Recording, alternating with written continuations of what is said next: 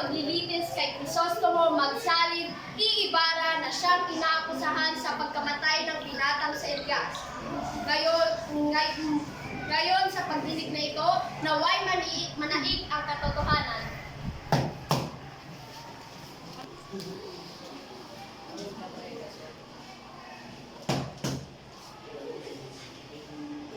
Kagalang-galang na hukuman, ako si Maria Clara, isang saksi sa kasong ito.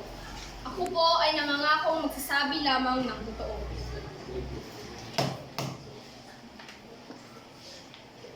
Ako si Crisostomo Ibarra ang nagsasakal. Ako rin ay nangangakong pagkakapa lamang ang katotohanan.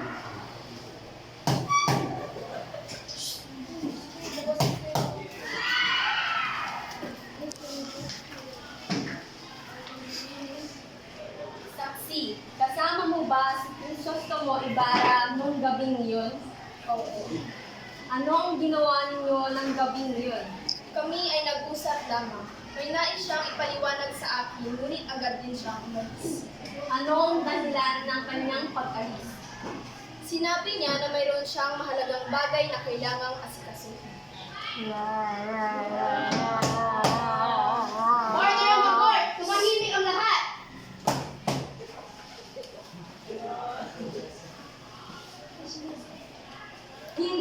Hindi ako pumatay kay Elias. Ganun ba? Bakit ikaw ang tutulong na may sala?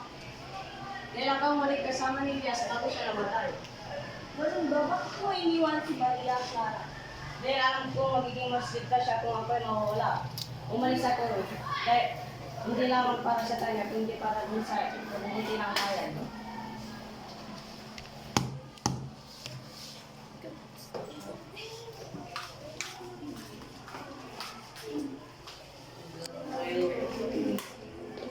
Isang mapagpalang araw po sa inyong lahat.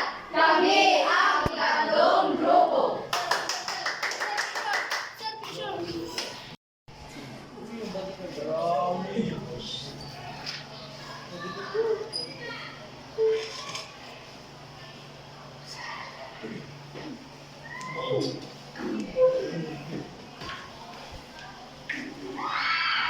Ang hukuman ng Pilipinas ay ngayon ay pagbubukas para sa kasong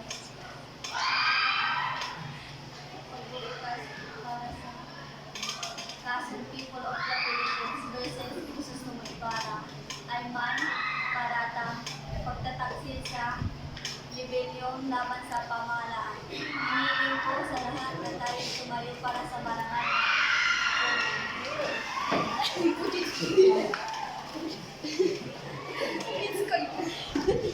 Maaari na po ang lahat.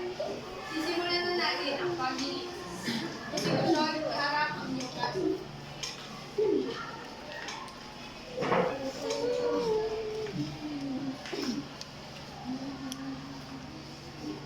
Marangal na po. Narito tayo upang hatulan ang isang traidor sa bayan. Si Crisostomo Ibarra ay isang mapanlinlang na tao, isang mayamang edukado na nagpupugli sa likod ng kanyang mga reformang panlipunan. Ngunit ang totoo, siya ay isang revolusyonaryo na nagnanais pabagsakin ang gobyerno. May ebidensya tayong mga armas na natagpuan sa kanyang pag-aari at ilang saksi sa pagpapatunay sa kanyang pakikipag-ugnayan sa Huwag na mga inyo na namaman sa paparaan. Ang mga karapatan na natagpuan sa kanyang tahanan ay patuloy na kanyang mga bala. Father, totoo ba na siya ay may koneksyon sa mga tulisan? Maaari mong ipaliwanag kung paano ninyo nahanap ang mga armas sa bahay ni Ibarra? Marangal na, natagpuan namin ang mga armas sa kanyang bodega, espada, barel at figura. Hindi maaari kasi na may bala sila mga kaksil. Maraming salamat, Alte. Ibarra, ano ang sagot sa mga Ay, naku po. Gusto ko lang ay pabigyan ng edukasyon ng mga Pilipino. Hindi akin ng armas, hindi ng kaawat ko.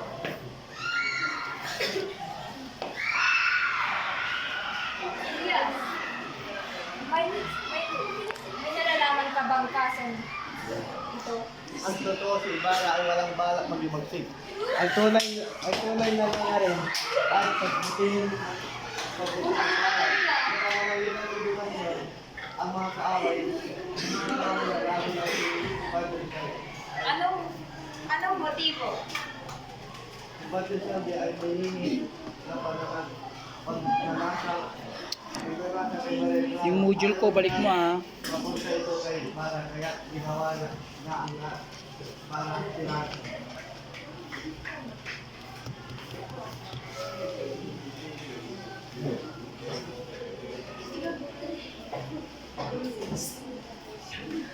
Tapos ang masusing pagsusuri ng ebidensya na tuklasan ng hukuman na walang sapat na patunay upang itiis si Crisostomo Ibarra sa kasong rebellion. Dahil dito, siya ay napapawalang sala. Magandang araw sa inyo lahat.